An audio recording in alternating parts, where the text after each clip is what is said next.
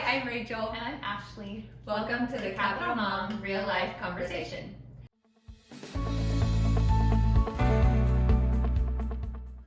Today we're going to talk about when our kids don't want to go places and how we can best deal with that. Yeah, so we'll get to that. We're going to share a quick glimmer and dimmer like we usually do. Yeah. I have a glimmer today.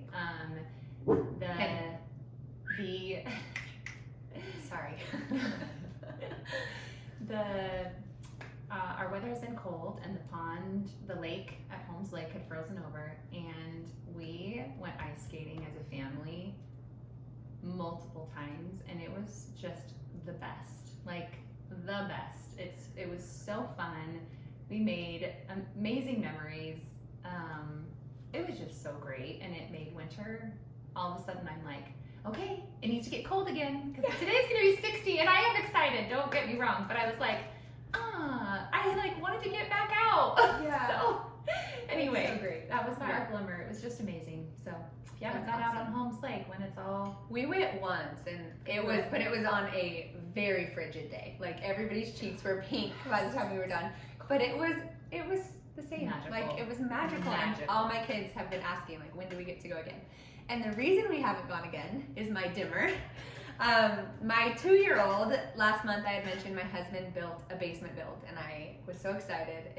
I'm still so excited. It's amazing.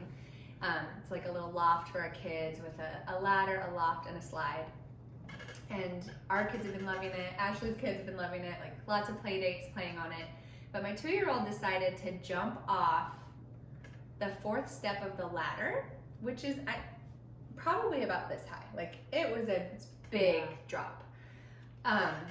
And I wasn't home. I was teaching a dance class, but I get home and Finley's asleep in John's arms, and I was like, oh. And then he's like, she just cried herself to sleep. I think she broke her foot. Oh no. And so I called Ashlee actually right away, and I was like, I need to take Finley to urgent care. It closed in like 40 minutes. So I was like, I gotta get there before 8 p.m. Ashley took my other 2 kids, which was so amazing.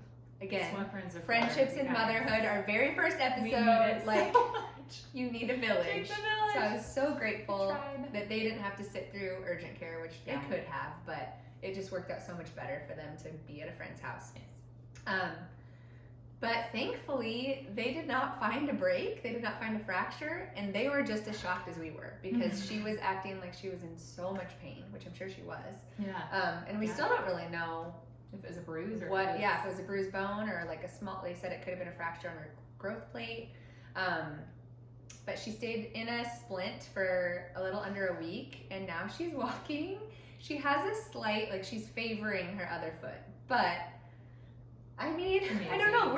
It's a dimmer. It's a dimmer because it happened, but it's also a little bit of a glimmer because she's recovering. She's recovering, and thankfully it's not broken. So, yeah. Yay. I know. Oh, sweet Finley. Yeah. She's amazing. Yeah. It is amazing how kids' bodies heal. Yeah, it is. After, like, once you've gone through a broken bone, I feel like with your kid, once you get through it, then you're like, oh, okay. At least that's how I feel. Where I'm like, okay, they heal up so fast, so it's actually not as crazy. I mean, some breaks are worse than others, but like, they're little less anxious about it now. Different than ours, yes, that's for sure. Nice. Yeah.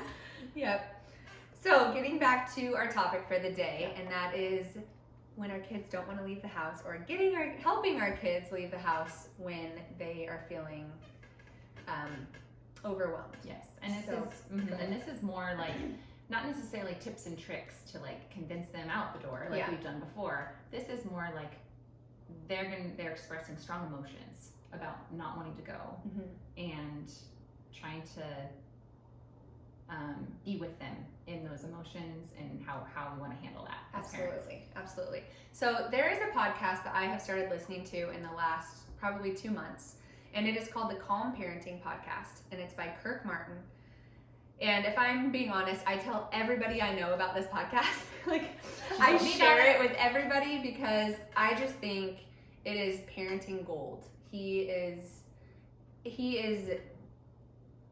How did you describe it? You said he's not. It's not fluffy. Like, we're kind of fluffy. We like to talk about our day but it's to the point. I would just say he's direct.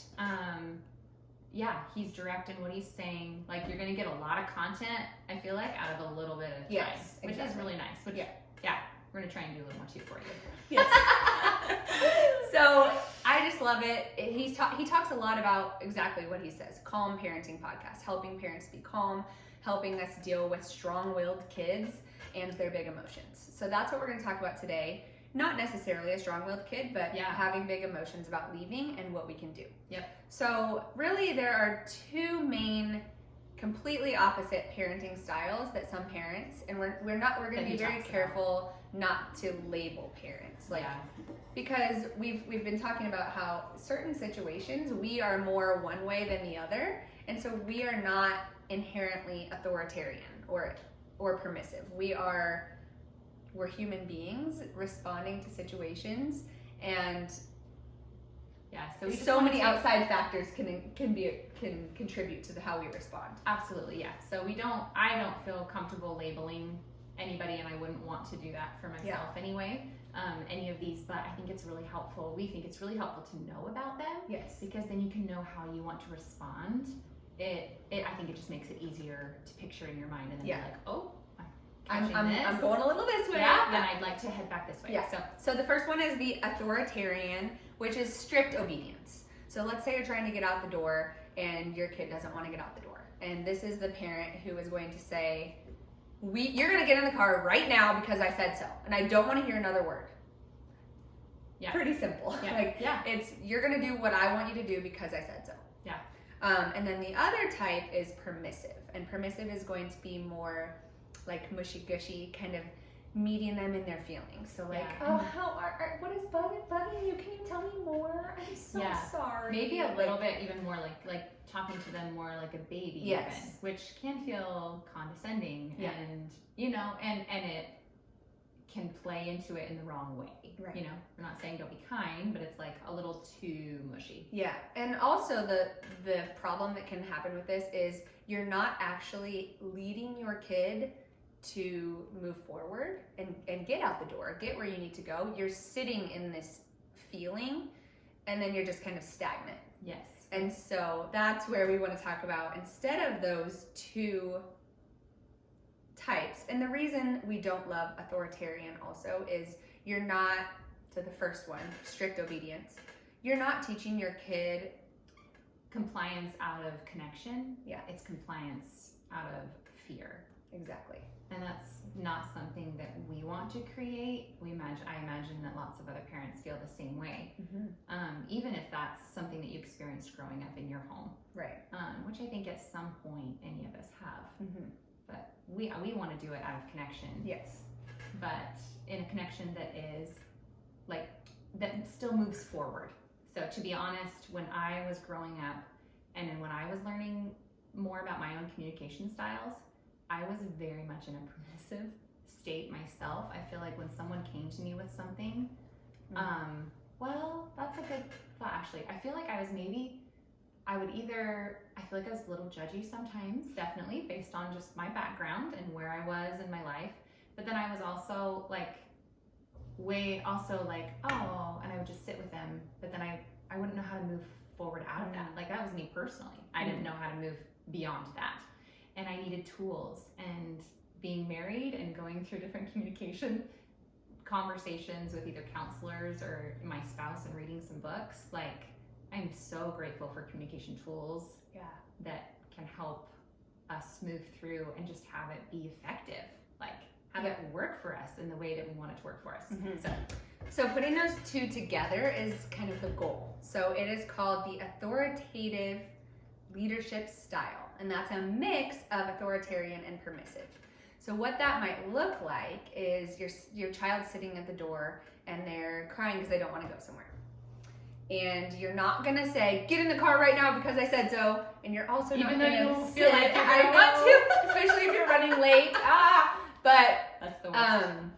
And you're also not going to get mushy-gushy. It is recognizing their feeling. So you're gonna recognize and connect with it.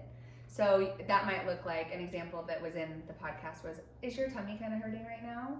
And the kid most likely is going to say yes. If they're not wanting to go somewhere, they're going to be feeling a little they uneasy. could. Which is actually a good sign of like body, like awareness of like, yeah, my tummy doesn't feel good. Yeah. So they're like letting us know something's off. Yeah. And then in that connection, you can say things like, yeah, when I don't want to go somewhere, I feel similar to that too. My tummy hurts sometimes. And what you're doing is you're normalizing, oh, I'm not the only one who feels this way. I'm not the only one who doesn't want to go somewhere. Yes. I'm not the only one whose tummy hurts when I don't want to go somewhere. Yes. So now they are feeling connected to you and they want to hear more. And so you can say, when I don't want to go somewhere and my tummy hurts, here are some tools for how I can get through it and still get to that place that I don't want to go, but I'm okay. And usually, a lot of the times once you get there, you do end up having fun and being grateful that you went. Yes. And I share that like my personal experience. Like I think, and you're doing that, you're like, this is how I felt. This is what I did. Like I went through it because I knew when I get there, I usually have a really great time. And then sure enough, I did. And like explaining it in a very personal way. Yep. So an example that I could give if my child were going through this is I just started teaching. I started subbing for my 7-year-old's dance class. I hadn't taught dance in, I don't know, 5 years or so. So I have lots of dance experience, but it had been a bit. And before I went, I'm like sweating and I'm like, yes, woo, okay, I know everything's gonna be fine. I know how to dance. I know how to teach dance, but I was just feeling, not necessarily I didn't want to go, but just like, woo, a little maybe anxious of the unknown. Yeah, exactly. So that would be a great example of telling a child, this is how I was feeling, and this is what I did. I got there early. I wanted to be prepared. I wanted to make sure I had my music ready. I wanted to make sure the studio was cleared out, and if I needed dots on the floor, I had them on the floor, whatever it may be. And so that, again, is another example of, let's say that you have a child has a class that they don't want to go to. Well, that would be a great tool to let's get there 10 minutes early. And you can watch the class before yours, and you can see what the other kids are doing, and you can make sure that you have a spot for your shoes and your coat, and you've gone to the you're feeling restroom, prepared. And I think I feel like I personally am terrible at time management. I'm constantly working on it. But I think that like showing up early is even just that. It takes the rush out of it. And anytime you take rush out of something, I feel like the emotions go way down. And then I also have the time to manage my kiddos' emotions when they do pop up. Yeah, because then you're not anxious yourself about like, I paid for this class and we're gonna be late and let's go. And they can feel that just as much as you can. Yes. And it doesn't help. Yes. And those are like real things. Like you have to get there. You have paid for it. Like those are real things that put a little weight on the situation. So any way you can alleviate or not compound that, I think is, so great. Yeah. So I brought up this topic idea to Ashlee last night. We're talking, and she just had this light bulb moment where she was like, this literally just happened with my daughter. So it was kind of this moment where like, I think this happens to everyone. I know, yes. And actually I had it happen to both my kiddos. It was so interesting. I had one kiddo who didn't want to go to her activity, and we've cut back on the activity, so I know that it's doable now. Like for a while it was a lot and it felt like a lot to ask, so we've cut back and it doesn't feel like it's too much to ask. But she was putting up some resistance, and I just kind of held my ground and just said, I hear you. Part of it was she didn't know which teachers were going to be there that day, and she does having the consistency of that. So she didn't know the teachers for sure, and so there were going to be unknowns. So I knew we were probably dealing with some unknowns. So I just like gently, like I listened to her, but I also said like, you're going to go. It's okay. But I wasn't saying it mean. I wasn't forceful about it. She just knew that I wasn't going to budge on this one. And I do try really hard to listen to her. Like, for example, stepping back in this particular activity, like I've listened to her in that, so she knows I will hear her. Like if it, like I'm listening, I hear her. And anyway, she ended up going, and then here's a huge shout out to Dad. She was a little grumpy when she left, but she went. Huge shout out to Dad, because she doesn't always, she doesn't do this very often. So we knew something was maybe up. Dad took her to get a smoothie on the way because he knew that this wasn't. He felt it too. Yes, he felt it. And I just love that he responded in that way. And then I felt good too. The next day, she wasn't feeling very good. And so I was like, that's probably why you were feeling that way. And we talked about that. So then, but then I had another kiddo that, like my other kiddo the next day, that she needed to get going. And all she did was like, ugh. And I like lost it. I was just like, oh my gosh. Like I do so, you know, like I very much went into that spiral. I very much went into my little spiral of like, oh, I do all these things to try and like help you out, and this is what happened. And she left, and I felt terrible when she left. And we talked about it when she got back. But like, I was triggered. It wasn't that like she is allowed to have her emotions, but it was I was not grounded, and it triggered me. And then I wasn't. It started here. Didn't respond the way that you wish you would have responded. Right. And it was because I was internally struggling with something, so then I couldn't be there for her in that moment. And the thing that Ashlee and I, last night when we were chatting about this episode, is that there are so many factors that contribute to the way that we respond. Yeah. It can be how much sleep we got the night before, 100%. the relationship that we're currently having with our spouse. Yes. If our home is a mess. Like last month, we talked about decluttering, and if you're overstimulated by your environment, there are so many things that can make you just want to be like, flip a switch, I'm not, you know, and then, you know, then the moment passes and you regret it. And so just give yourself grace that it will not always be perfect, but that's why I don't like to label it, because we're all allowed to make the choices of being this way or this way. We're aiming for authoritative leadership. Yes. But we realize that it is not 100% because we're humans. Yeah. Yes. Absolutely. And we are constantly barraged with challenges each day, or new situations that we've not come up against, because we're moms and it's our first time with this kid, which we've talked about before too. But also what we're trying to provide for our kids, which I think is amazing, we're trying to help them effectively communicate their emotions. And trying to start that at a young age. And that is like, it's an amazing thing that we're trying to do, but also emotions are so complex. Yeah. And we're still working through it and going through our own emotions from our own pasts. Yes. Those are going to color how we see situations.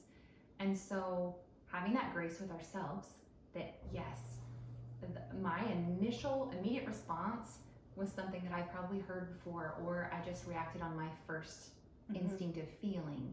But if I can pause, like you've talked about as well too. Yes, pausing is huge. Make that pause and have the grace with ourselves that we're trying to do something hard. At least I think it's hard, because it takes like constant awareness and our kids are learning this new skill, and they are going to mess up, just like we mess up. Yes. And just understand. They're not going to express their emotions in ways that we appreciate. They're going to take us off. Not always. And the analogy is like a kid learning to tie their shoe. They're not going to get it on their first try. They're gonna need to try over and over and over again before they get it right. And our emotions are the same way. So and there's something that I have been saying this week, just because I feel like we have been talking about trying to express ourselves, and with my littlest especially, this is what I've been saying all week. I said, say what you mean, but you don't have to say it mean. And I'm just trying to say that so good over and over to ourselves, and then I'm saying it objectively too. Like, I have something to say when he says something that comes across mean or demanding. Then I have something I can go back to. That's so good. I'm going to use that. Love that. Well, it takes my emotions out of it. It's just a simple, and it's a way that kids can understand. Yeah. So I like that. And it takes my emotions out of it. Anything that I can say or do that will, like, when I hear something, I have something I can go to, it helps me not overreact. Because then I'm like, hey, bud, I hear you, but, like, say what you mean. Just don't say it mean. I another thing that I have used in the past, and I actually haven't used it in a while, but now that I'm thinking of it, I will use it again, and that is the act of a do-over. And you can actually say to your kid, I actually don't like how I responded just now. Would you let me try again? Would you let me have a do-over? Yeah. And you're showing your kid, like, I am not perfect, but I would like to do better. So let me try. Yes, the art of repair. Yeah. Which is, it's amazing, and that is exactly what I did with Anna when she got home. I wrapped her up in a big warm embrace. Yes. And just let her know, you know, I owned what was mine. But I love you and I support you, and I owned what was mine, and yes. And I think letting our kids see that we are actively working, and even letting them know that, hey, I messed up, showing that vulnerability gives them permission too to mess up and not feel so hard on themselves. Yes, because I know we talked about that too, where sometimes the kiddos are harder on themselves than even I put pressure on them, and even that's a trigger for me. That I have to pause and be like, it's all right, we can work through this too. But yeah. So if you've got situations where you're trying to get your kiddos out the door, you've got emotions flying all over the place, just know we're right there with you. But hopefully anything that we've shared in this just helps you know you're not alone, and helps you in knowing how you want to continue trying to approach it, and with love and connection. Perfect. You don't need to do motherhood alone. Come join our village. Exactly as you are.